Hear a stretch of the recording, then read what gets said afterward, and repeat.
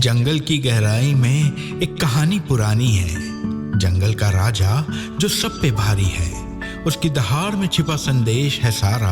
मैं भी बाघ है अनुभूति का नारा।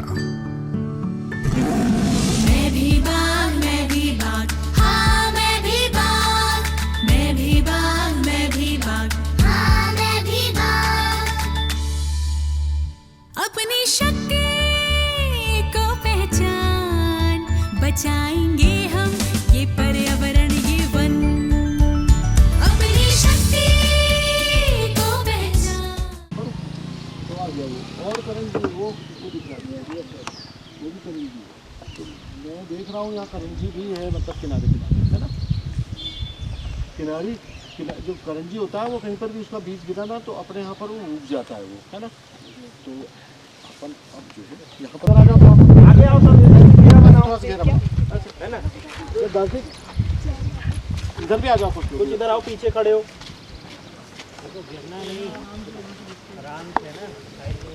देखो अपने ग्रुप को वाले ग्रुप से ज्यादा नंबर लेना है से आप लोग सब सुनो, है ना। यहाँ पर ये कौन सी नदी है ये? अब ये बह रही है क्या? बहना चालू है ना। और लीलाई प्रपात कहाँ पर आता है? नीचे सर, धुआंधार आप लोग की लोकल भाषा में उसका एक्चुअल नाम लिलाही है ना। जो किताबों में और हर जगह मिलता है वो लिलाही है। कहाँ पे है वो? नीचे है ना वो।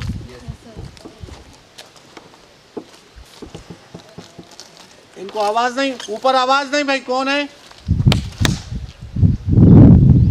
ऊपर? बातें नहीं भाई। यहाँ पर ये देखो, आप ये देखो, इमली का एक पेड़ दिख रहा है।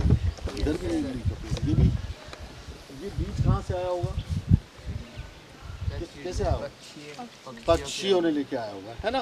पक्षियों ने खाया होगा और अपनी विष्ठा के साथ निकाल के यहाँ पर छोड़ दिया, है ना। तो यहाँ पर ये बीज उग गए, ठीक है ना। फिर अपन ने अभी उधर क्या देखा था, कौन सा जहाँ देखा, ये इधर भी दिख रही है, वो देखो करंजी, है ना।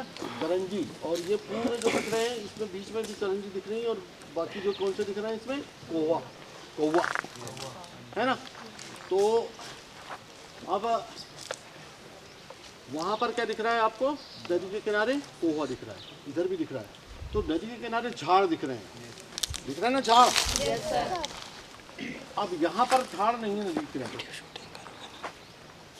ध्यान से देखो, दिख रहा है क्या? एक दो वहाँ दिख रहा है कौवा, फिर वो उधर एक वो दिख रहा है, वो इधर इधर ये दिख रहा है, एक दो तीन, है ना।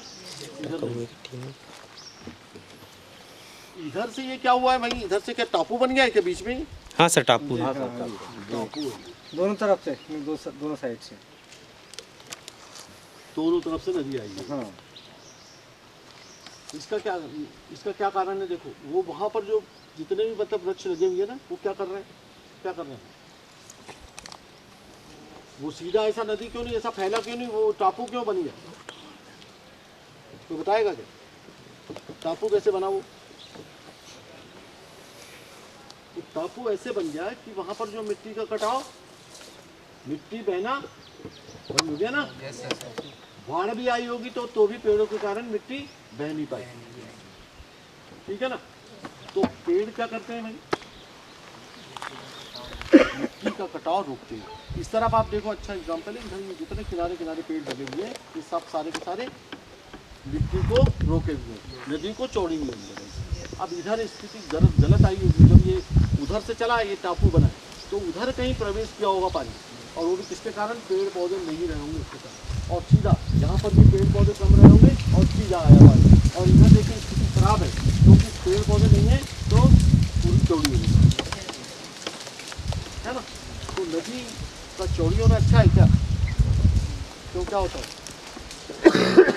क्या होता है? नदी अगर चौड़ी होती जाएगी तो क्या होगा? अरे भाई देखो, उधर हो सकता है खेत हो या जंगल भी हो, तो झाड़ तो नुकसान होंगे ही होंगे, है ना। अगर खेत हो तो खेत चला जाएगा उसमें, गांव है तो गांव चला जाएगा उसमें, है ना।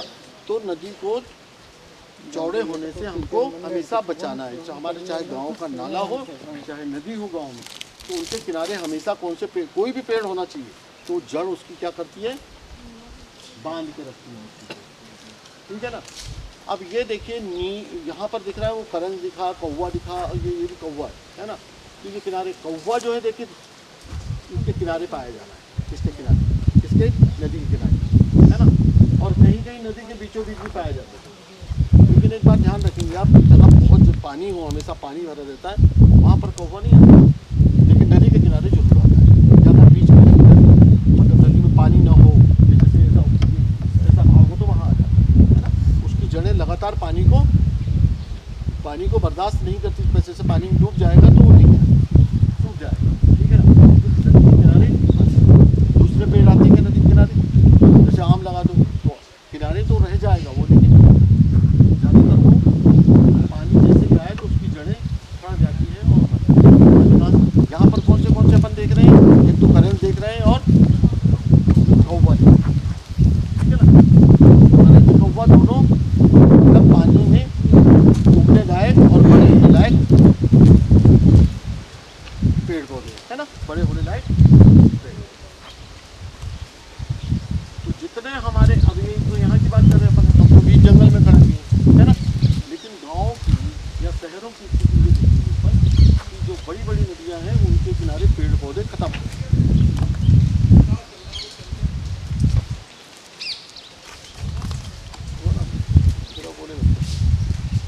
तो बड़े बड़े शहरों में क्या हो रहा है कि नदियाँ चौड़े हो चुकी हैं, है ना। और बहुत सारी जैसे चौड़े भी हो रही है, और उसमें क्या हो रहा है, मिट्टी आती जा रही तो भी हो रही है। क्या होता है कि जब थोड़ी भी अगर पानी गिरा तो बाढ़ आती है, बाढ़ में क्या होता है कि पूरा पानी फैल जाता है, घरों में भी या गाँव में घुस जाता है।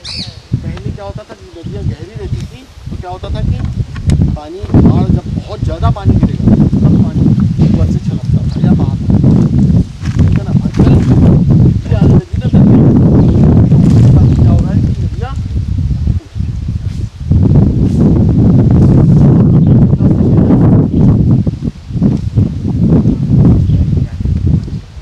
आपके जाम नहीं चल रहे क्या?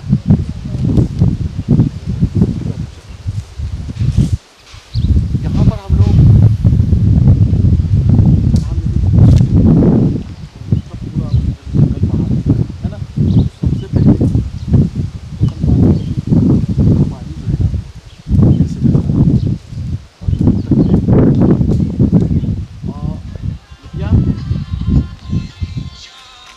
उसको साइड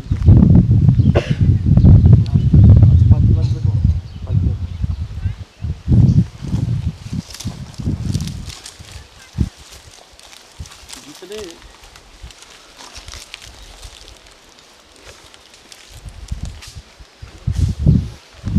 नदी नाले, तो सबसे पहले तो ये बात सोचो कि छोटा सा बोलता हूँ मैं, नोट्स भी करते जाना आपने कभी।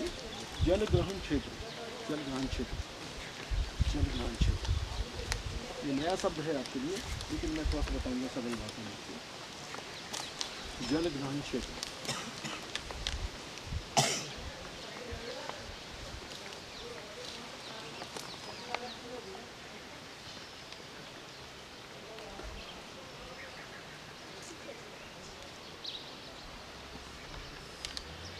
ये नहीं तो पेड़ कहाँ गया, छोड़ दिया उसने।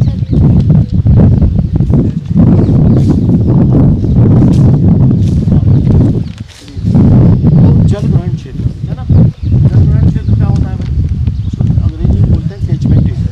क्या बोलते हैं उसको, हम लोगों को कहते हैं, है ना। और हम किसान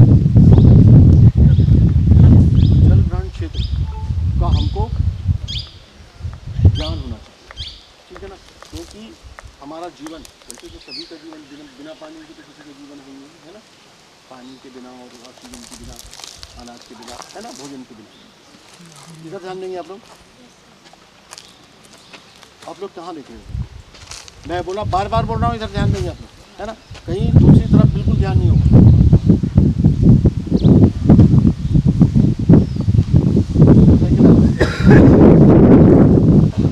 देखते कहाँ हो आप लोग, आपका टारगेट क्या है, बस खत्म। किधर देने का है तुम्हें? जल ग्रहण क्षेत्र है ना। तो जल ग्रहण क्षेत्र में क्या होता है कि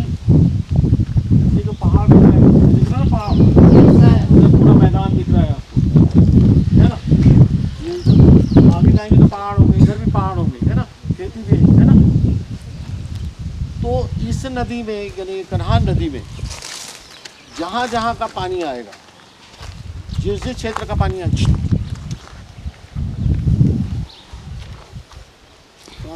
आप लोग ध्यान से सुनो, मैं अभी भी बोलूंगा। ये देखो, मैं इसमें से प्रश्न भी आपसे जो सर बताते जा रहे बनाते चल रहा हूँ, यही प्रश्न वहाँ पूछ। वो सारा का सारा इसका क्या कहलाएगा? जल ग्रहण क्षेत्र। जल ग्रहण मतलब किस बात है? जल ग्रहण यानी नदी जहाँ का जल ग्रहण करती है वो उसका क्या कहलाएगा? जल ग्रहण क्षेत्र। किसी भी नाले का जल ग्रहण क्षेत्र क्या कहलाएगा? उसमें जहाँ जहाँ से पानी आता है नाले में। अच्छा, इस नदी का जल ग्रहण क्षेत्र कौन सा होगा? इस नदी में जहाँ जहाँ से पानी आता है वो भी, और जिन नदी नालों का पानी आता है तो उनका भी जल ग्रहण क्षेत्र। ठीक है ना? जैसे हमारा काम की कारागार काम की छोटे छोटे नाले दिख रहे हैं ना, वहाँ पर जहाँ जहाँ का पानी आएगा तो उस नाले का क्या कहलाएगा? वो जल ग्रहण है ना। तो जल ग्रहण क्षेत्र जितना है ये, तो सारा का सारा जितना घने वन है ना, उसमें घने वन लगे होना चाहिए। क्यों होना चाहिए लगे होना? क्यों होना चाहिए घने वन होना चाहिए? इसलिए कि जब बरसात का पानी जब गिरता है ना, तो घने वन होने के कारण पानी पत्तियों में पहले आता है, झेलती पत्तियाँ, और उसके बाद में कहाँ जाता है? धरती में जाता है। वो धरती के अंदर रिचार्ज होता है, अवशोषित होता है। ठीक है ना। और फिर उसके बाद में डालियों पर भी गिरता है, तनों पर भी गिरता है, वो भी जड़ों के माध्यम से या सीधे टपक कर नीचे धरती में। अगर मान लो ये पेड़ पौधे नहीं रहेंगे तो क्या होगा? पानी गिरेगा तो पेड़ जमीन पर पानी गिरेगा तो क्या होगा? क्या होगा? पेड़ पौधे अगर नहीं रहेंगे। प्रश्न का जवाब बिल्कुल आपको देना चाहिए सब। मैं बिल्कुल सरल भाषा में, क्या होगा अगर सीधा पानी, ये पानी इधर गिरा, पेड़ पौधे नहीं, क्या होगा? फंडा वही है, देखो जैसे किसी टाइल्स के ऊपर पानी डालोगे, चिकनी जगह है, पानी सीधा बह जाएगा। कितने सेकंड लगेगा? कुछ नैनो सेकंड लगेगा, सेकंड भी नहीं लगेगा, पानी निकल जाएगा। लेकिन वहीं पे यदि खरदूरा आंगन है, उससे पानी निकलने में टाइम लगेगा। ऐसे ही हमारे जंगल में यदि पूरा समतल क्षेत्र रहेगा तो पानी एक बार में निकल जाएगा। इसमें नदी में बहुत सारे डोह हैं, बहुत सारी और नदी है, जैसे उस्मान नाला है ना, उस्मान नाला है ना पास में, उस्मान नाला है, वहाँ पर भी बहुत सारे डोह है। तो ये डोह अगर मान लो सीधे पानी आया, उसमें मिट्टी को लेके आया, तो जितने डोह है वो खत्म हो जाएंगे, मिट्टी आ जाएगी उसमें। फिर हमारे पीने के जो पीने का मवेशियों के पीने का पानी है वो जल्दी ख़त्म होगा। फिर हमारा जो जंगली जानवर है उसका पीने का पानी वो जल्दी ख़त्म होगा। फिर हम जहाँ पर तैरना सीखते हैं जिन डोह में, वो भी ख़त्म हो जाएंगे। ठीक है ना। तैरना तो हम वहीं सीखते हैं, कहाँ सीखते हैं? जहाँ डोह रहते हैं वहीं सीखते हैं कि नहीं? तो वो भी समाप्त हो जाएंगे। तो क्या होगा इससे? ये जो जितने मतलब जो मैंने क्या बताया आपको, जितना जल ग्रहण क्षेत्र है। अब खेती की बात करते हैं। खेत में कैसे पेड़ पौधे लगेंगे? तो खेत की जो मेड़ है ना, उसके पेड़ पौधे लगेंगे। खेत में भले ही न लगा, लेकिन खेत की मेड़ पे लगा, है ना। तो अब क्या होता क्या है कि जैसे जब भी बरसात होती है, मैं क्या बता रहा था आपको कि नदी कब बहेगी, या कोई भी उस्मान नाला हो या कोई भी नाला हो, कब तक के बहेगा वो, और कब उसका पानी रुक जाएगा बहना, कब रुकेगा, है ना। तो जैसे बरसात हुई, 15 जून से बरसात चालू है ना, 15 जून से बरसात चालू हुई, क्या होगा कि पानी जो गिरेगा वो कहाँ गिरेगा? पत्तों पे गिरेगा, है ना। पत्तों और डालियों पे तो नीचे टपकेगा, और या जड़ों की सहायता से वो जाएगा जल। ठीक है ना। अब लगातार 15 दिन से बरसात हुई तो क्या होगा? लगातार 15 दिन से बरसात हुई और धरती जो है बिल्कुल क्या हो जाएगी? तरबतर हो जाएगी, तरबतर हो जाएगी, और वो पानी और गिरता जाएगा। तो जैसे मान लो इधर ये पानी गिर रहा है, तो पिक्चर होती, क्या बोलती? पिक्चर बोलती। तो पिक्चर यहाँ से निकलेगी, है ना, अभी वहाँ से निकलेगी पिक्चर, है ना। अभी ये पिक्चर, ये जो दिख रहा है पानी ना आपको, ये नीचे की पज्जे है, ठीक है ना। कब तक के चलेगा इस बहाव? बताओ।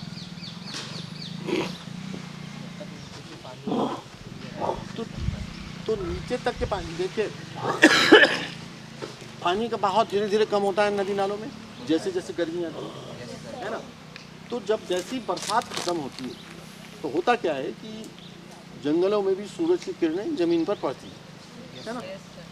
तो फिर होता क्या है कि वो ज़मीन का पानी धीरे धीरे वाष्प बनकर उड़ने लगता है, भाप बनकर उड़ने लगता है।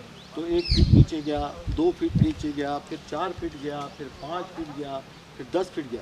तो जितने फीट वो नीचे जाएगी उसकी ओल बोलते हैं ना, जिसको नमी बोलते हैं ना, तो वो जितना नीचे जाएगी उतनी उसकी पतझर पहले यहाँ से पतझर है, ये सूखी तो नीचे आई पतझर, फिर ये भी सूखी तो नीचे आई पतझर, है ना।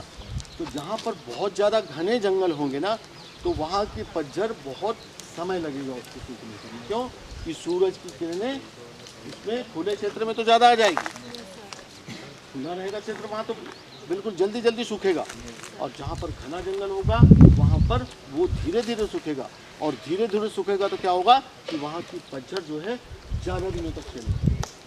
समझ गए कि नहीं आप लोग? तो जितने ज़्यादा दिनों तक के पतझड़ चलेगी उतने ज़्यादा दिनों तक की नदी का बहाव बना रहेगा, नदियाँ बहते रहेगी, नाला भी, नदी नाले जिंदा रहेंगे। इसको क्या कहते हैं हम? जीवित रहना।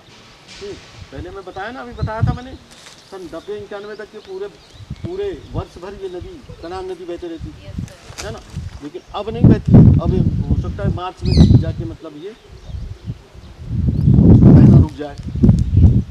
ठीक है ना, अब समझ गए ना आप लोग कि पानी कैसे, कहाँ से, अब पानी आया कहाँ से? अच्छा, कुओं में भी जो पिक्चर होती है कि नहीं, वो यही वाली पिक्चर होती है जो पानी नीचे जाता है। अब जैसे गाँव, ये कौन सा नारायण घाट है ना, ये पास में लगा, तो यहाँ गाँव में अगर मान लो बहुत सारे पेड़ वगैरह रहे, है ना, तो क्या होगा कि पानी नीचे जाएगा।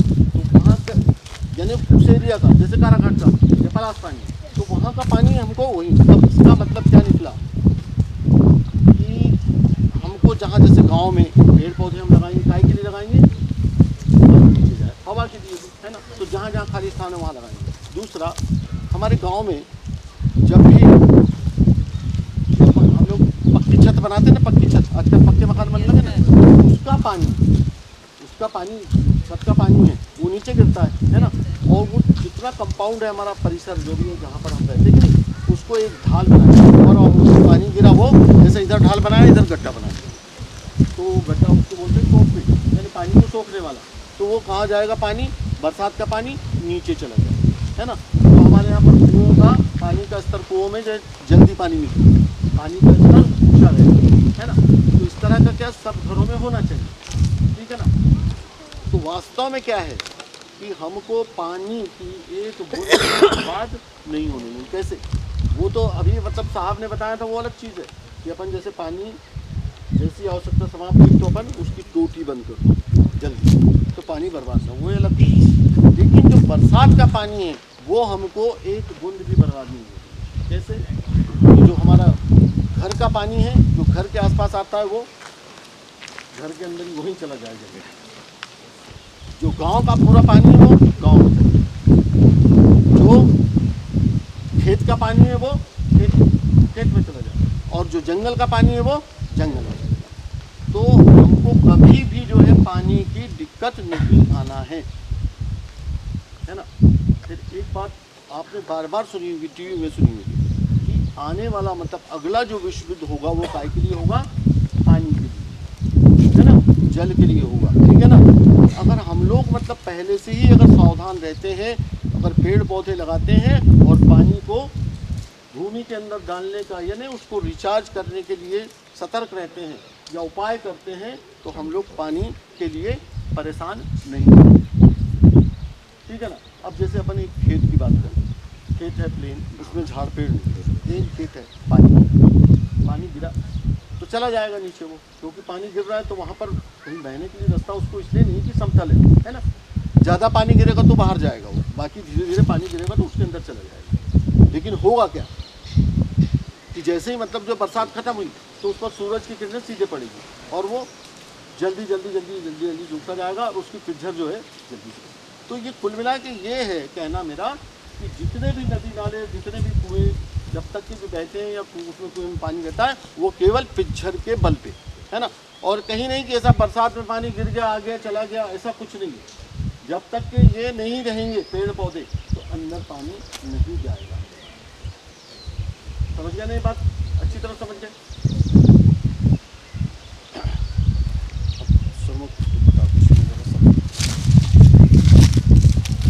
आप लोगों ने भी देखा होगा कि आप लोग गाँव में भी ज़्यादा नहीं 2 या 2.5-3 साल पहले जो अपन हैंडपम्प यूज़ करते हैं, ठीक है।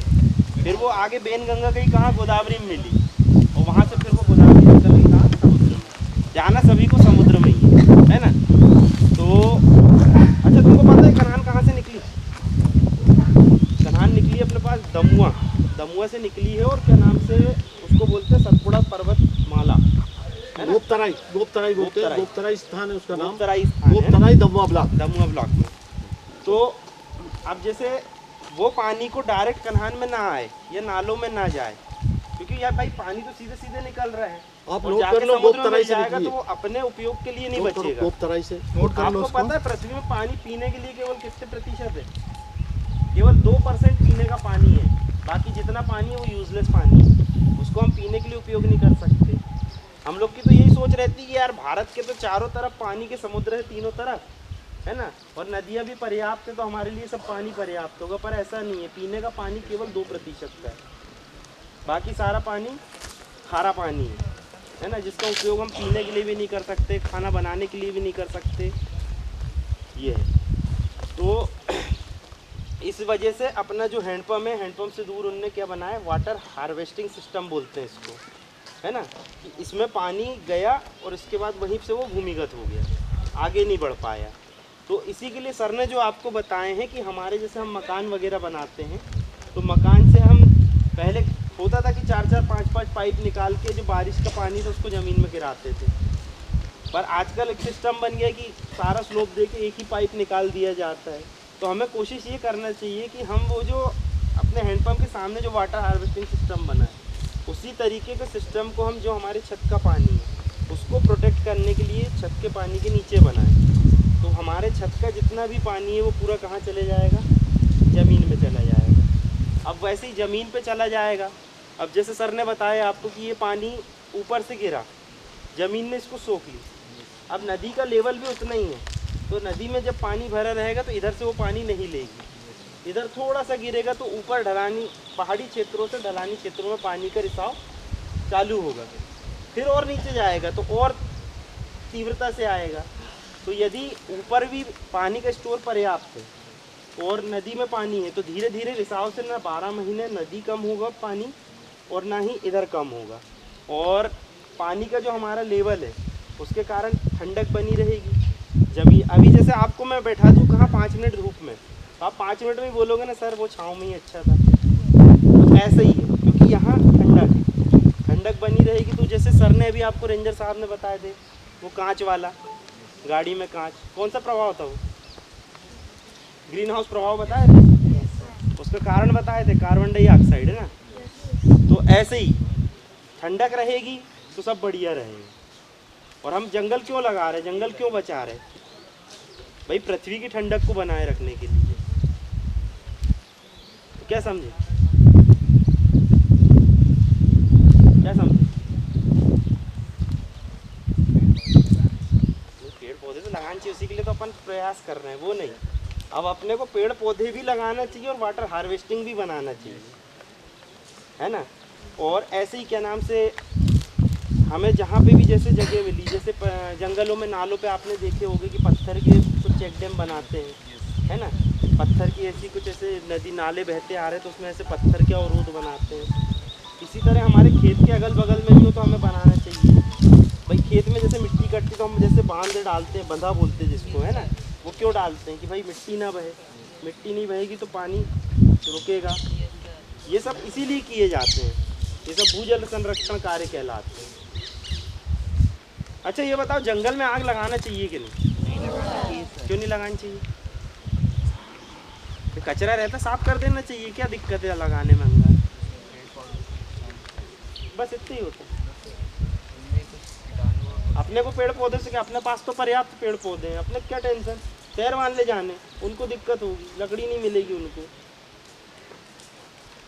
भाई हम तो आग लगाएंगे तो हमारा महुआ अच्छा गिरेगा, साफ मिलेगा हमको, कोई दिक्कत थोड़ी ना है। हम अंगार लगाएंगे तो भाई हमारा वो तेंदुपत्ता भी अच्छा निकलेगा, है? तो लगाना चाहिए कि नहीं यार, मैं बता रहा हूँ तुमको पॉजिटिव बात, तुम समझ नहीं रहे, हाँ? मैं गलत हूँ मतलब, चलो ठीक है, ऐसा कॉन्फिडेंटली बोलो मैं गलत हूँ, तब मैं बताऊँगा कि मैं गलत हूँ। चलो बोलो मैं गलत हूँ? चलो ठीक है, तुम्हारे कॉन्फिडेंस के आगे मैं हारा।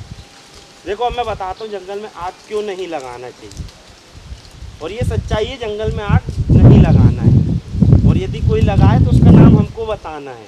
और ना, क्योंकि हम आज आपको यहाँ पढ़ाने नहीं आए हैं, आपको वन मित्र बनाने आए हैं, है ना। यदि जंगल में कोई भी चीज़ यदि ऐसा अपने को लगता है कि आपराधिक है, गलत है, अनैतिक है, तो उसके लिए, क्योंकि जंगल आपका है, हम तो उपयोग नहीं करेंगे, हम तो यहाँ ड्यूटी करने आए हैं, लेकिन हमारे बाद आप लोग और आपके बाद आपके लोग, समझ रहे हैं, ये लोग उपयोग करेंगे। आपके दादा परदादा ने करे, ये आपकी विरासत है, जंगल हमारी विरासत है।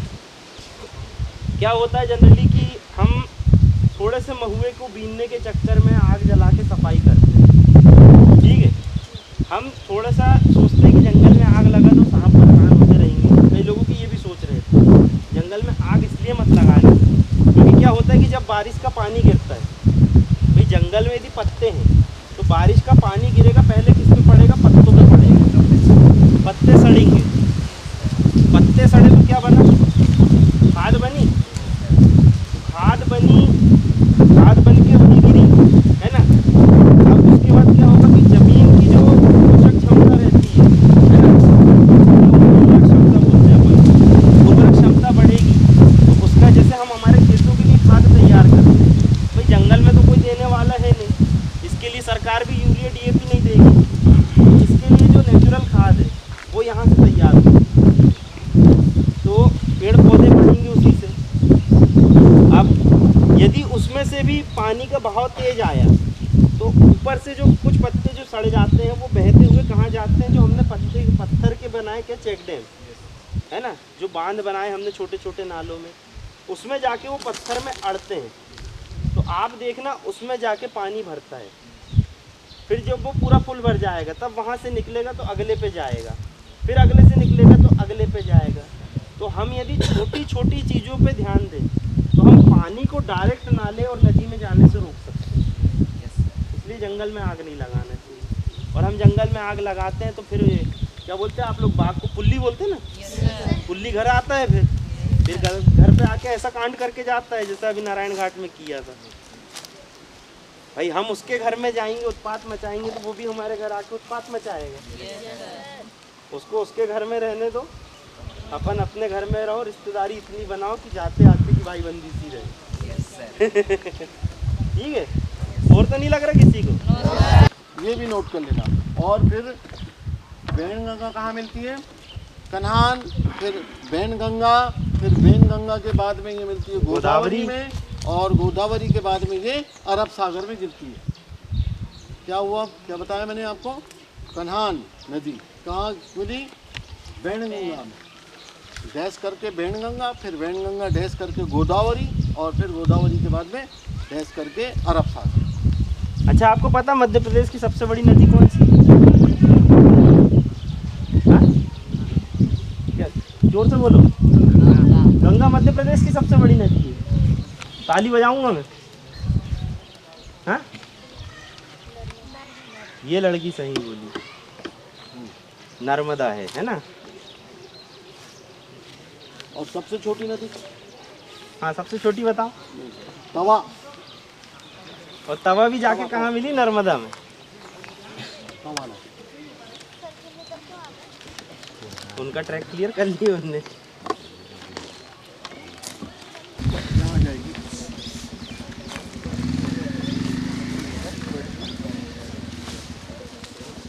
इधर आ जाओ, इधर आ जाओ, इधर आओ।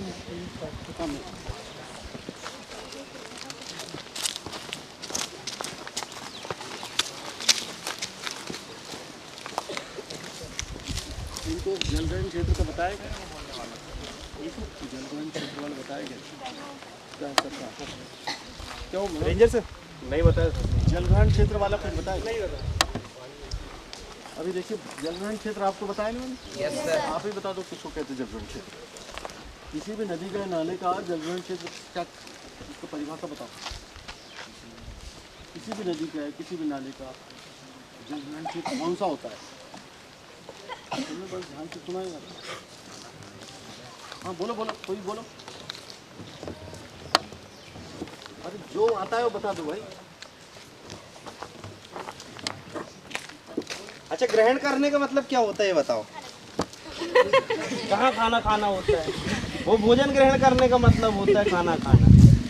ग्रहण करने का मतलब होता है कोई भी चीज को एक्सेप्ट करना, लेना। तो सर की सीधी भाषा में जल ग्रहण क्षेत्र मतलब क्या होगा? जहाँ से जल को लिया जाता है और एकत्रित किया जाता है, वो उसका जल ग्रहण क्षेत्र कहलाता है। अब बताओ, सरल भाषा में जैसा हमें बने वैसा बताओ। बोलो बोलो बोलो, समझ में। सर, नदी जिस जगह से या जिस नाले नदी से जल ग्रहण करती है या पिंजरा उस जगह को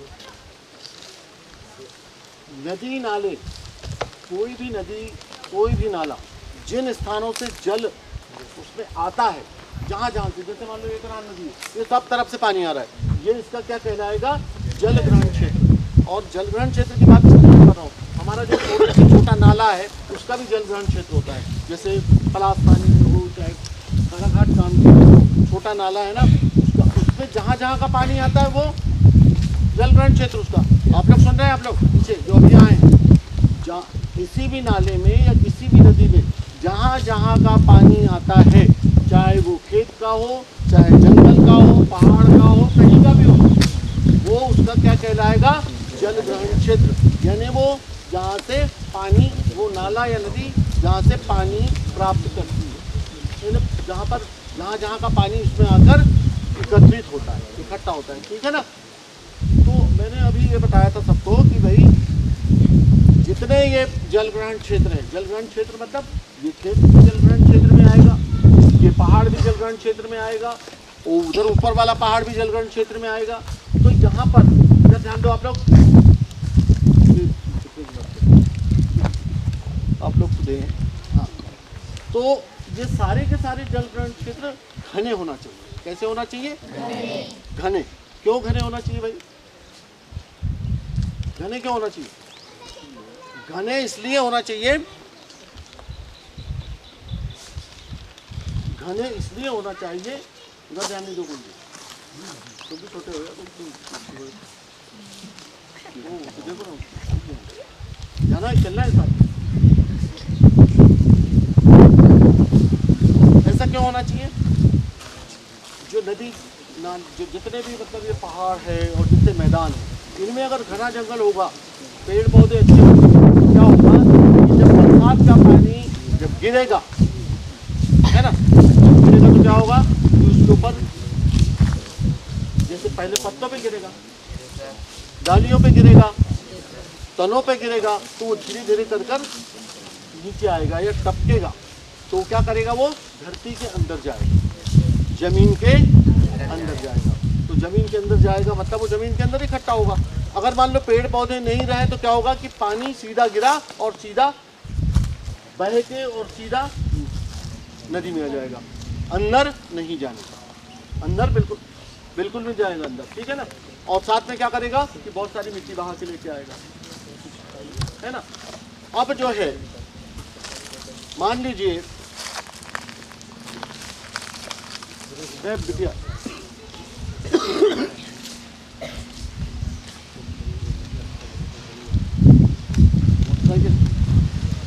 साथ में जाना है क्या? सामने वाली। तो क्या होगा कि जैसे मान लीजिए बरसात चालू हुई और लगातार 15 दिन तक के पानी गिरा, तो जो बाद में आए वो ध्यान से सुनो आप, 15 दिन तक के पानी की बात के बैठो, 15 दिन तक के लगातार पानी गिरा तो क्या होगा कि जो हमारी जो धरती है, जो हमारी ज़मीन है, वो तरबतर हो जाएगी।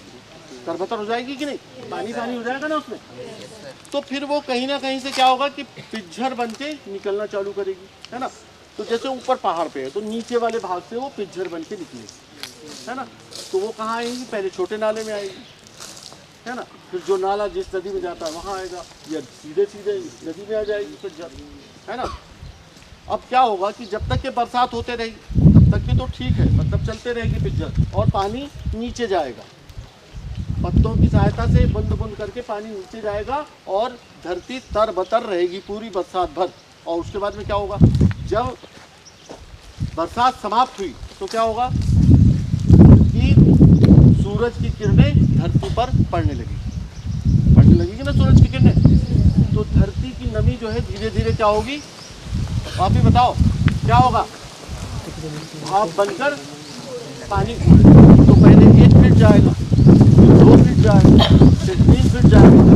जितने फीट जाएगा, इधर ध्यान दो बेटे ध्यान से, जितने फीट नीचे जाएगा उतने फीट की जो पिक्चर है वो बंद होते जाएगी।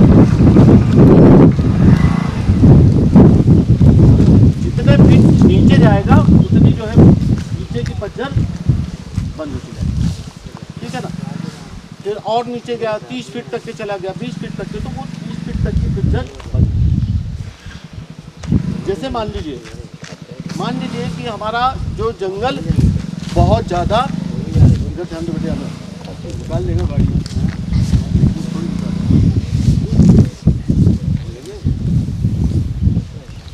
तुम देखोगे तभी वो निकाल पाएगा, है ना। तो जैसे मान लीजिए बहुत घना जंगल, फिर उधर देख रही हो आप, मैं आपकी बात कर रहा हूँ। हाँ, बहुत घना जंगल है तो क्या होगा कि सूरज की किरणें धरती पर कम पड़ेगी, तो जो वहाँ नमी है तो वो धीरे धीरे क्या होगा, जो नमी है वो धीरे धीरे भाप बनकर उड़ेगी। धीरे धीरे क्या होगा, भाप बनकर। तो ये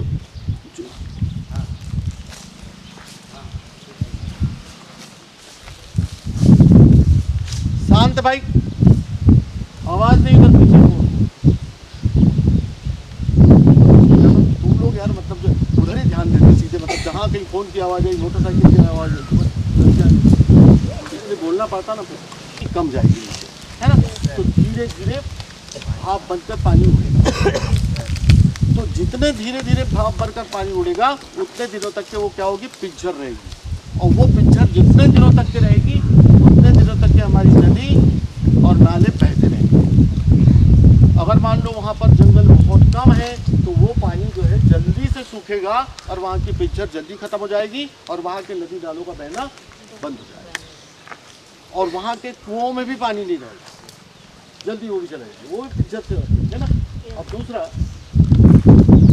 बोरवेल पे आ रहे हैं, है ना। बोरवेल के बारे में भी थोड़ा सा बताया था ना।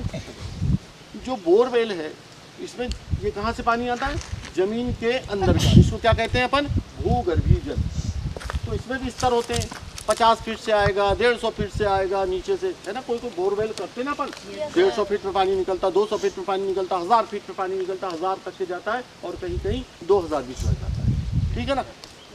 तो ये पानी ऊपर में जो ऊपर जैसे मान लो 100 फीट पर पानी निकला, 150 फीट पर पानी निकला, 200 फीट पे, 250, 300 फीट पे पानी निकला, वो क्या होगा कि जब आप रिचार्ज करते, रिचार्ज का मतलब जैसे कि हैंडपम्प है, पानी खराब मतलब बह रहा है तो हमने गड्ढा बनाया वहाँ, फिर उसके अंदर मतलब गड्ढे में पानी इकट्ठा हुआ नीचे जाएगा और रिचार्ज होगा। तो ये कौन से वाले बोरवेल के लिए, जो जिसका पानी 300 फीट तक का हम निकालते हैं, और जो 1000 फीट 600-700 फीट नीचे जाता है, जो चट्टानों के बीच के अंदर से आता है पानी, जो चट्टानों के बीच के अंदर से जो पानी आता है, वो मालूम है पानी, वो सैकड़ों साल पहले मतलब रिचार्ज या धरती के अंदर गया हुआ पानी है, कितने सैकड़ों साल पहले, है ना, जो चट्टानों के बीच में आया, है ना।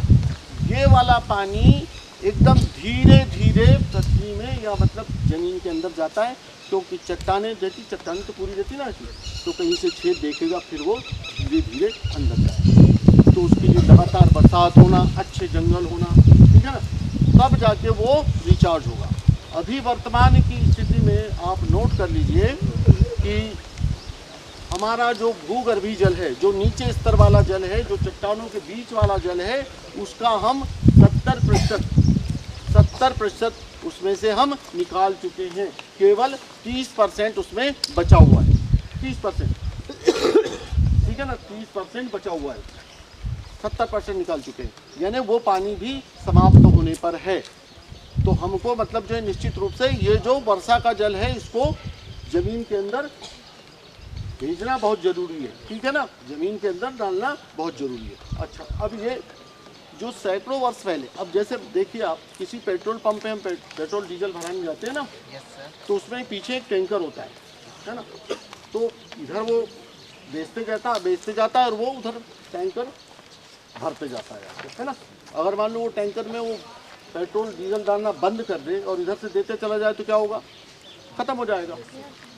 तो ऐसे ही वो जो मैं बताया आपको बोरवेल वाला पानी, जो बहुत आराम से, बहुत ही धीमी गति से रिचार्ज यानी धरती के अंदर, उसके चट्टानों के अंदर जाता है, तो उसके लिए हमको बहुत ज़्यादा सतर्क रहना है।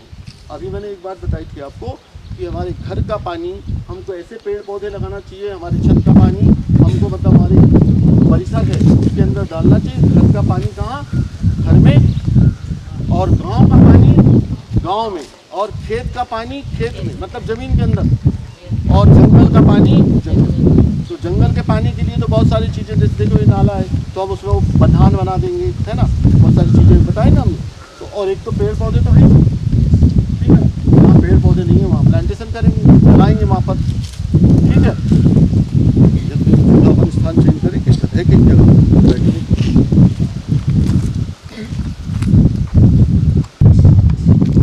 मैं तो बताता हूँ मैं,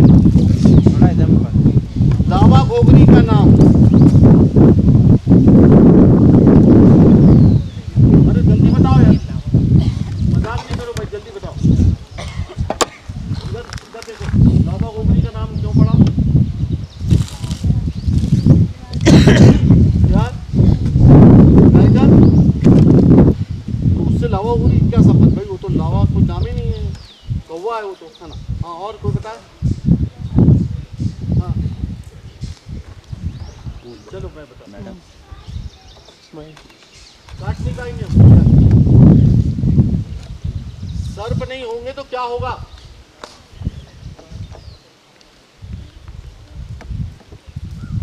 सर बड़ा सरल सा क्वेश्चन है, सरल सा प्रश्न है। चॉकलेट मेरे पास पूरी की पूरी भरी की भरी है, लेकिन पूरा जेब खाली हो जाता है, तो बताएगा चूहे फसल खा जाएंगे क्या ना?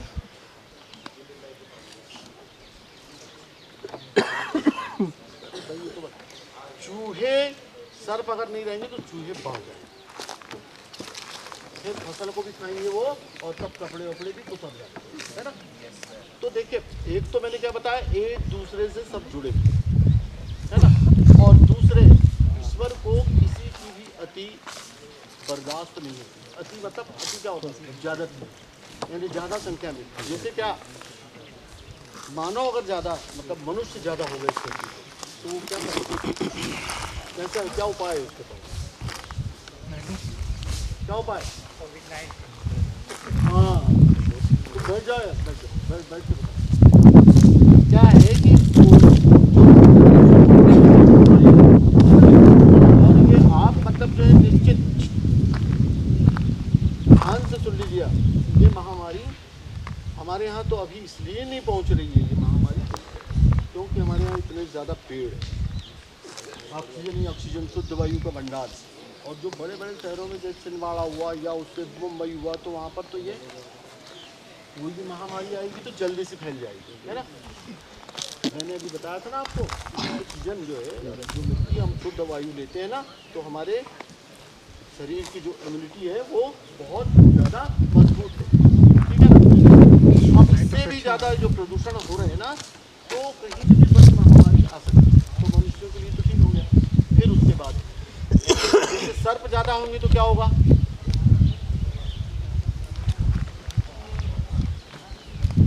सर्प ज़्यादा होंगे तो उसके लिए कौन है, उसको मारने वाला, नेवला है, मोर है, चील है, पक्षी है ना उसके लिए, फिर नेवला भी है। मान लीजिए चूहे ज़्यादा हो जाएंगे तो उसके लिए तो कौन है, सर्प है। फिर उसके बाद कीट, मतलब इंसेक्ट, कीट है ना, मतलब समझते हैं आप, कीट है ना, जितनी भी मच्छियाँ, मच्छर और मधुमक्खियाँ, इनको क्या कहते हैं, कीट, इंसेक्ट, है ना। ये अगर ज़्यादा हो जाएंगे तो क्या करते हैं, फसल खाते नहीं, ये अगर ज़्यादा हो जाएंगे तो क्या होगा? कौन कौन इसको बराबर करेगा या बैलेंस करेगा? कौन है इसके लिए? किसने बोला? चलो अब पहली चॉकलेट मेरे पास से जा रही है। तालियां बजाओ, तालियां। तो पक्षियों के लिए क्या है? अब एक बात और आती है पक्षियों के संबंध में। अब फिर देखो, इस प्रश्न का अगर कोई जवाब देगा तो 5 चॉकलेट दूंगा मैं, 5। ठीक है ना? 5 पूरी। उनको यार थोड़ा सा अच्छे से बोल दो, उधर वो आवाज़ नहीं आ रही, बड़ा मुश्किल है। बच्चा भी एक कौन है, पता नहीं क्या है।